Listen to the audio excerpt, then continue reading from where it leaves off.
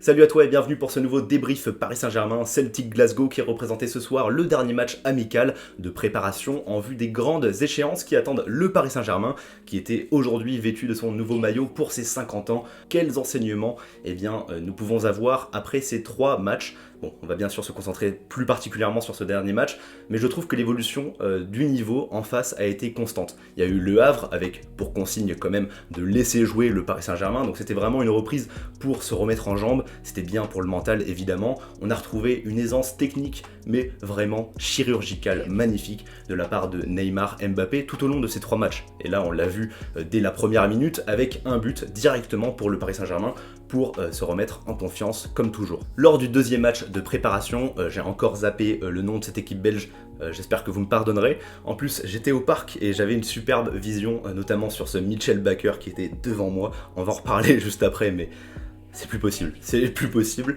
Enfin bref, lors de ce match, il y avait déjà plus de répondants, plus d'animosité aussi, j'ai envie de dire, autour de Neymar. Il est toujours dans les sales coups. Alors oui, il nous fait plaisir lorsqu'il va revenir au combat en dribblant, en ne lâchant pas l'affaire.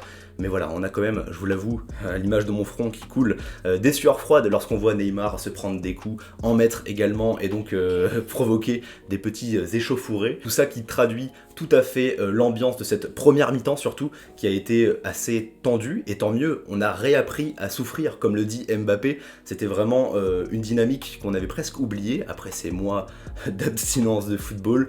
Et bien voilà, là on voit enfin le bloc redescendre, être menacé. Il y a eu une tête très menaçante pour le coup de Christopher Julien, qui mesure son bon 1m96 il me semble, un ancien de Toulouse. Ça fait plaisir de revoir des visages de Ligue 1 tout simplement, qui a heurté le poteau de Navas. Ça nous a mis un petit coup de pression et je trouve qu'on a plutôt bien lutté, bien réagi, même si forcément ça nous désoriente. On n'est plus habitué à voir Paris lutter de cette façon, mais face à l'Atalanta, c'est quand même ce qui nous obsède le plus par rapport au match face à Lyon et Saint-Etienne, mais c'est pareil, il faudra quand même être habitué lors de ces rendez-vous à avoir plus de répondants. Mais face à l'Atalanta, quand tu as des tireurs de coups francs, de coups de pied arrêtés en général comme Malinowski et des receveurs comme Ilicic qui sont très grands, Zapata très physique, eh bien ça me fait un petit peu peur quand je vois des Thiago Silva qui perdent ce genre de duel avec Christopher Julien. C'est assez rare quand même pour le préciser, mais Thiago Silva, je l'ai vu tomber, sombrer, abandonner son duel, Marquinhos sauter trop tôt, et ce genre d'erreur ça peut se payer très cher. Ça se paye cash en Ligue des Champions face à des équipes aussi déterminées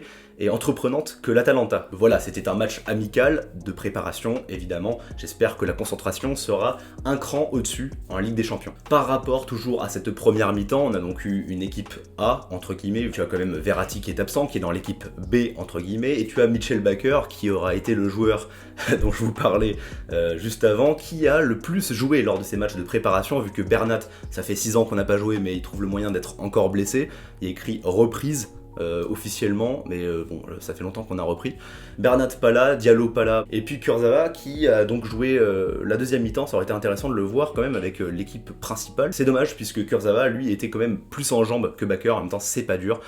Je ne sais même plus quoi vous dire par rapport à Bakker, même s'il reste jeune. Certes, il n'a pas beaucoup de temps de jeu cette année, mais là, voilà, il a eu quand même du temps pour s'exprimer. Et parmi les Titi, c'est celui qui est le moins en vue, qui est le moins entreprenant, qui se projette le moins, qui est le moins rassurant. Ballon au pied, je te promets que ballon au pied, je suis meilleur techniquement que lui. Enfin bref, c'est pas dur. Je suis sûr qu'on est beaucoup ici à avoir le seum et se dire qu'on ferait mieux. Mais bon, c'est facile à dire. Évidemment, il y a beaucoup de parcours pour arriver là où il est. Mais ça reste quand même une sacrée interrogation, et il y a d'autres interrogations qui étaient plutôt portées vers Herrera, des joueurs qui, pareil, ne jouent pas, ou en tout cas n'affichent pas les satisfactions qu'on attendait d'eux, tout simplement parce que Herrera il est arrivé avec un certain statut, même s'il est gratuit, il a un sacré salaire, et pour le coup cette saison il n'a pas beaucoup joué, il a enchaîné les blessures, mais là il a montré quand même un très beau visage, beaucoup de répondants, ça combine bien avec Sarabia, 2 joueurs espagnols qui ont la grinta tout simplement, qui récupèrent des ballons, un joueur collectif, comme il s'est autoproclamé lors de l'interview de fin de match. Herrera qui a montré un très beau visage en seconde période, ce n'est pas le seul. Draxler qui a un petit peu moins bien commencé la seconde période, mais qui s'est très vite adapté et rattrapé, je trouve. Techniquement il a fait les bons choix, ça fait plaisir aussi de voir Draxler dans ces conditions, et c'est encore une fois assez rare. Pour le préciser, il faut le souligner quand même quand ça arrive. De l'autre côté, tu as Paredes qui a été fidèle à lui-même en première mi-temps, qui en un ballon est capable de projeter, de faire un gros basculement de jeu et qui voit les choses avant les autres, un petit peu à la manière de Verratti, qui a trouvé merveilleusement bien Sarabia, une finition incroyable de Sarabia, on n'en parle pas assez, mais sa finition, que ce soit du pied droit, du pied gauche, en reprise de volée, en frappe classique, il est toujours au rendez-vous, il ne déçoit que très peu, sauf quand il empêche Draxler de marquer, et ça c'est une autre histoire. Voilà pour les faits marquants, je ne suis pas forcément d'accord avec les commentateurs qui affirmaient, qui insistaient en tout cas, que l'équipe B, donc de ce Paris Saint-Germain, était bien plus en jambes, en tout cas qui réagissait mieux dans la deuxième mi-temps face à l'équipe de Glasgow qui n'a pas fait beaucoup de changements, c'était globalement les mêmes joueurs, mais justement, je pense qu'ils étaient complètement crevés de ce premier acte où ils ont dû quand même défendre face à Mbappé, Neymar, ça va très vite, c'est quand même très intense. Donc forcément, je pense qu'à 2-0 à la mi-temps, déjà ils étaient fatigués, le match était presque tué, en tout cas le break était fait de la part du Paris Saint-Germain. Il y a peut-être eu un relâchement de leur part quand ils ont vu qu'ils jouaient face à l'équipe B, qu'il y avait beaucoup de jeunes, mais des jeunes qui ont la niaque, et c'est une des belles satisfactions de ces matchs de préparation, c'est de voir les qualités de ces jeunes Titi après le départ de Kouassi, Daouchiche aujourd'hui qui a signé à Saint-Etienne, ça fait plaisir de voir cette belle mentalité du centre de formation. Voilà pour ce petit débrief, évidemment c'est à chaud, et c'est le cas de le dire, j'ai super chaud, je te promets Baker il me fait suer, et donc voilà, j'ai forcément oublié des choses, s'il y a d'autres thèmes que vous voulez traiter, eh bien parlons-en en commentaire, parlons-en sur Instagram également, je réponds à tous les DM Instagram, alors venez, il n'y a pas de problème, on est très bien sur cette page.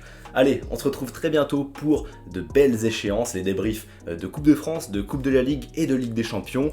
Et pour ne pas manquer, il suffit de s'abonner tout simplement à la chaîne, ça me fait vraiment progresser et c'est assez insignifiant pour vous, un petit clic et ça change tout. Allez, on se retrouve très bientôt, c'était Bada, prenez soin de vous et ciao tout le monde.